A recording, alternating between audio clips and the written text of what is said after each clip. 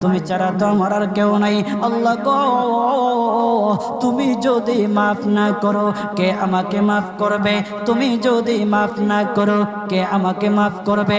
তুমি যদি আমাকে মাফ করো তাহলে তোমার কোনো দিকে কমবে না, তুমি যদি আমাকে মাফ না করো তোমার কোনো দিকে বাড়বে না। আল্লাহ গো, তুমি আমাকে মাফ করে দাও। সারাটা জীবন অন্যায় কাজ করেছি, সারাটা জীবন নাফরমানি করেছি, আমার কাছে কালেমার দাওয়াত কম আসে নাই, আমার কাছে কালেমার দাওয়াত কম আসে নাই, আমাকে লোকেরা কম বোঝায় নাই। ওগো আল্লাহ, তুমি আমাকে মাফ করে দাও। মাফ না করলে কোথায় যাব, কার কাছে যাব?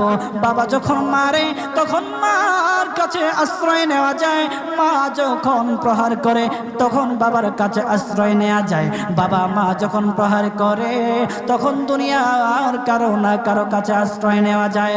ওগো